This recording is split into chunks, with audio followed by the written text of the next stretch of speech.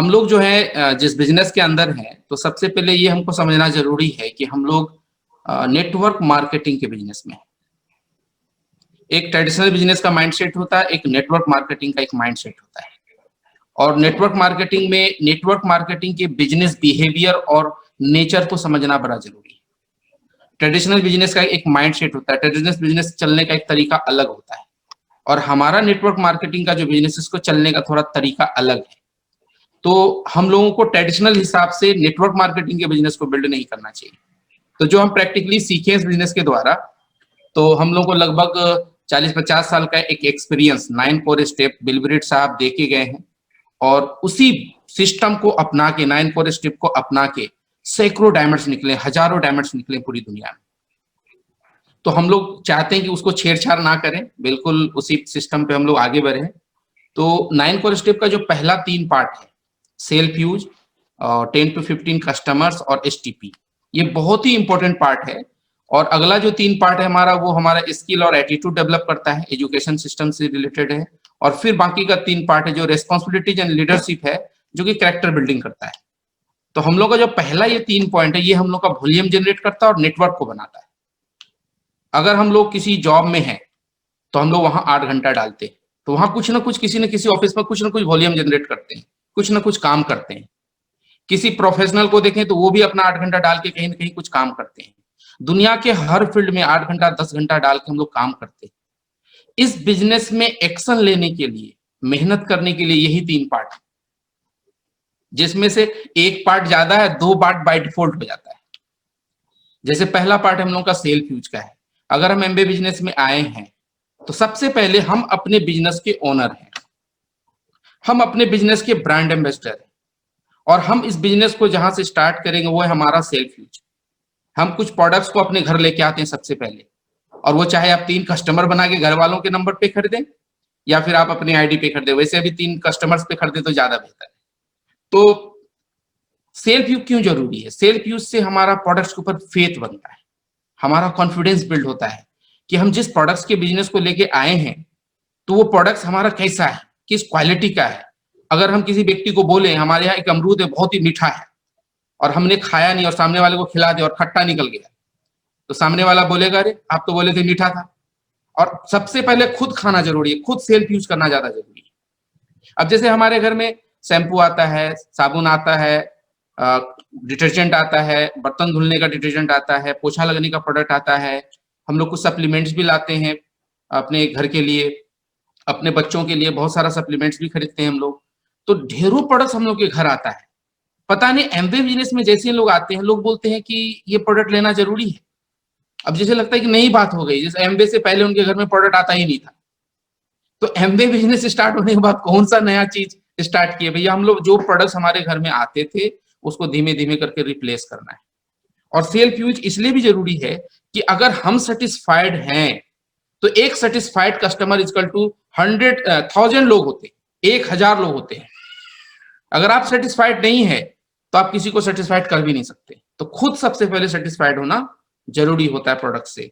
और अगर आप देखें कि हम लोग जो बिजनेस को बिल्ड करते हैं, तो सेल्फ यूज क्यों जरूरी है? जैसे अगर आपकी कोई दुकान है, सपोज दैट एक मिठाई की दुकान है, तो हम लोग कहाँ से खरीदना पसंद करते हैं? अपनी दुकान से। अपनी दुकान से हम लोग मिठाई लेके जाते हैं। अगर बगल वाले की दुकान से अगर मिठाई खरीद के घर ले जाएं, तो आजू बाजू के कस्टमर देखेंगे अरे इनको अपने प्रोडक्ट पे फेथ नहीं है, अपने अपनी दुकान का ये मिठाई नहीं ले जाता है, दूसरी की दुकान का खरीद के ले जाता है। तो दुनिया वही करेगी जो आप करेंगे।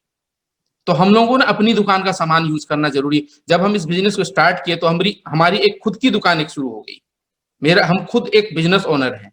दूसरी बड़ी जरूरी बात है, अगर आप किसी कंपनी में आप मैनेजर हैं, सपोज दैट होंडा के मैनेजर हैं, या आप ओनर भी हैं, और आप गाड़ी चढ़ते हैं मारुति के, तो लोग क्या सोचेंगे? अरे ये तो होंडा का मैनेजर या ओनर है और ये चलता है मारुति की गाड़ी में, इसका मतलब होंडा की गाड़ी अच्छी नहीं है, ये मारुति की गाड़ी में क्यों चढ़ते हैं?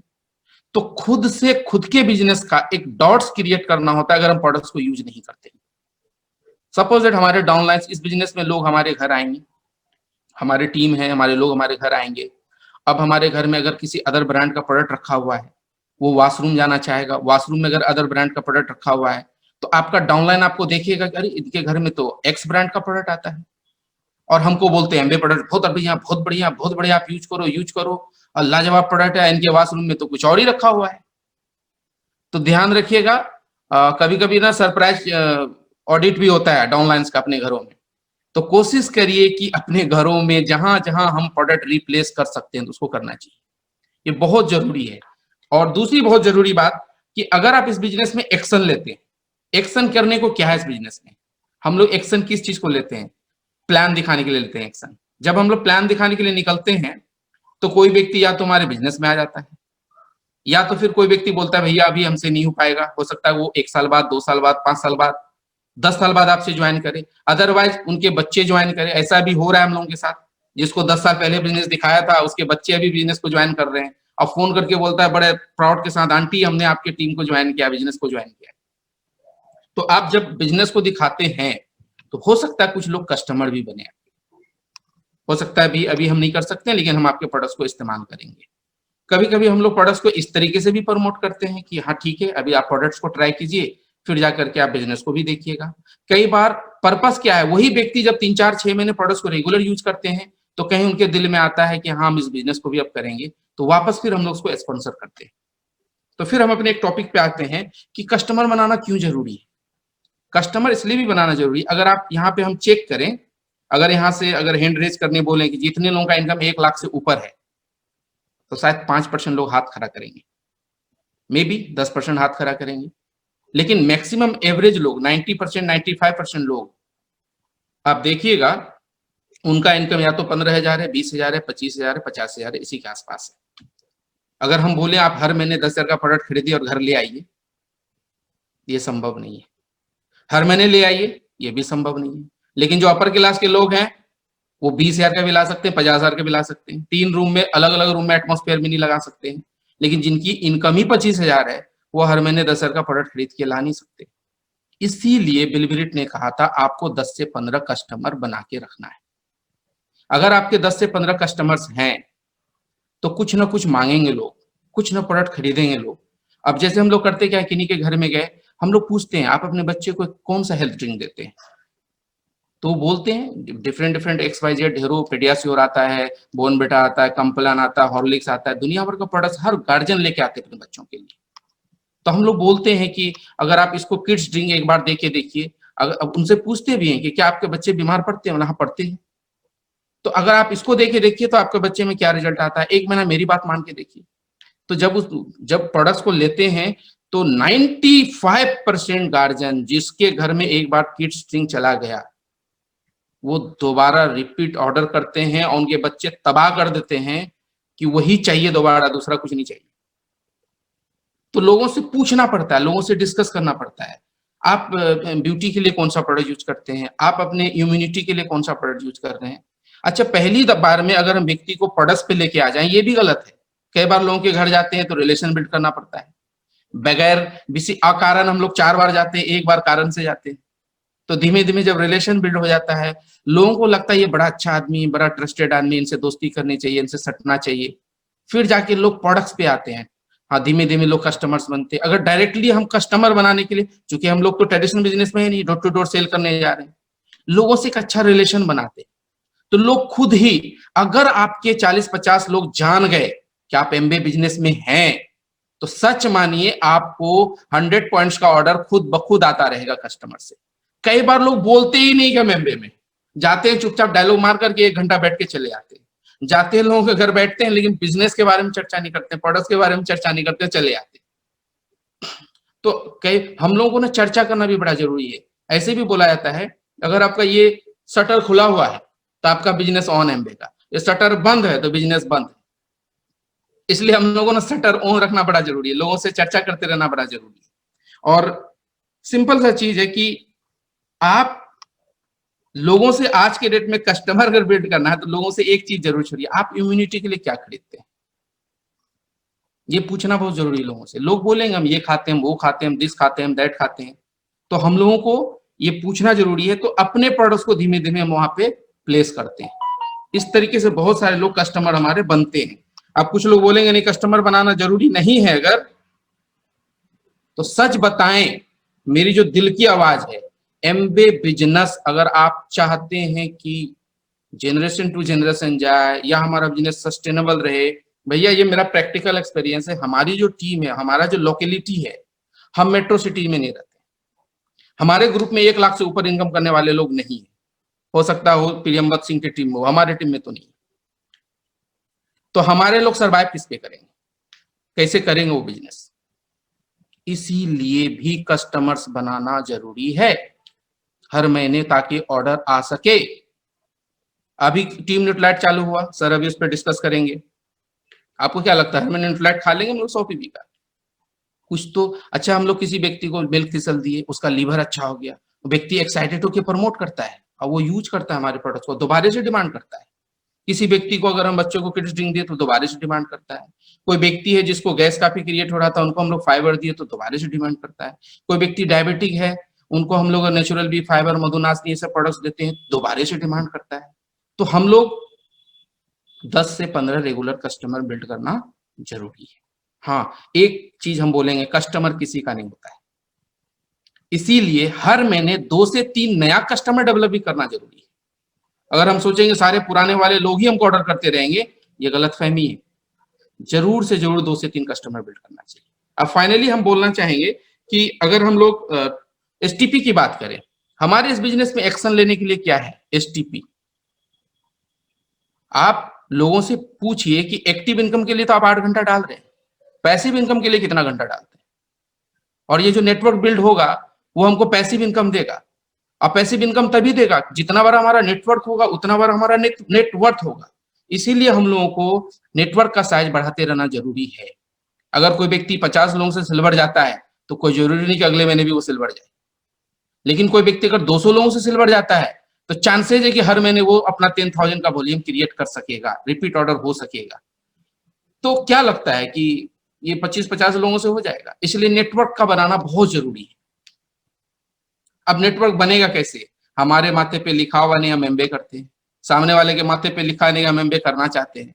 एक ही उपाय है, प्लान दिखाना होगा। हर हाल में प्लान दिखाना होगा, चाहे आप डिजिटली दिखाएं, चाहे आप फिजिकली दिखाएं, चाहे सैनिटाइज करके बोर्ड लगा के दिखाइए, चाहे आप जैसे दिखाई, बट दिखाना तो पड़ेगा। बिना एसटीपी के कुछ हो ही नहीं सकता है। अच्छा, so the plan, so the plan इस बिजनेस का रूह है, आत्मा है। अगर आपको कोई पूछे हमारा बिजनेस चल नहीं रहा है, प्लान नहीं हो रहा है। हमारा बिजनेस कहीं पे रुका हुआ है, प्लान नहीं हो रहा है। हमारा बिजनेस नीचे जा रहा है, प्लान नहीं हो रहा है, एसटीपी नहीं हो रहा है। तो इस बिजनेस को ड्राइव करने का सबसे बड़ा मंत्र, आपको लगता है बिजनेस में स्पीड लाना है, प्लान बढ़ा दीजिए। बिजनेस में ग्रोथ लाना है, प्लान बढ़ा दीजिए। बिजनेस में मोमेंटम लाना है, प्लान बढ़ा दीजिए।